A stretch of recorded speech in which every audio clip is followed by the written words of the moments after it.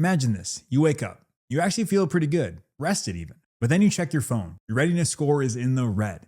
And just like that, the good day you were going to have feels ruined. Does this sound familiar? That feeling isn't in your head. That device, which is supposed to be a simple tool for health, is capable of hijacking your brain's anxiety and reward pathways.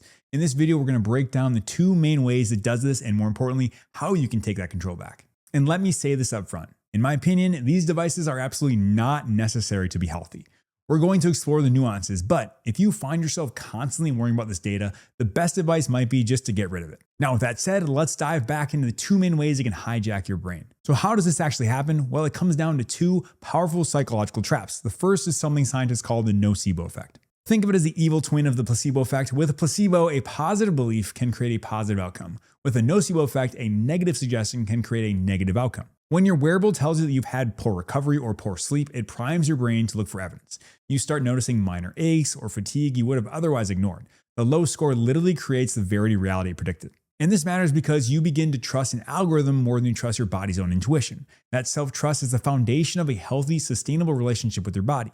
When you outsource that trust, you give away your own power.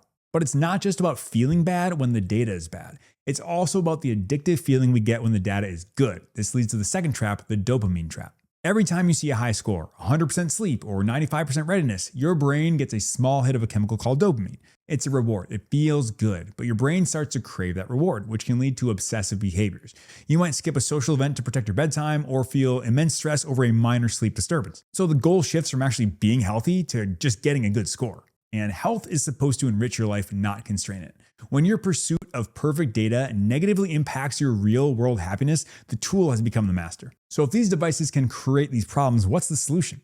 Honestly, for many people, the simplest and best fix is this. Just take it off. Go ahead and get rid of it. Go save some money. If this device is causing you more stress than it provides benefit, it's failed to do its only job. Remember, it is not a necessary tool for a healthy life. Now, if you feel it is a helpful tool for your life and you want to keep it, here are two key shifts you can make to help stay in control.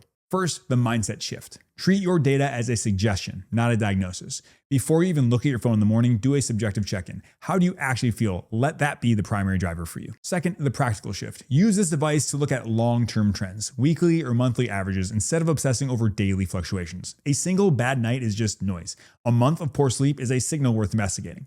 This puts you back in the driver's seat. It turns your wearable from a demanding boss into a quiet advisor. But remember what I said at the beginning, you do not need this to be healthy. The most important data points will always be how you feel, how you're performing, and how you're connecting with the world around you. If you do choose to use a wearable, use it as a quiet advisor, not a demanding boss. And never be afraid to just take it off. Now, there's a lot more to say about the actual science behind heart rate variability and the accuracy of sleep stations, but we don't have time for that.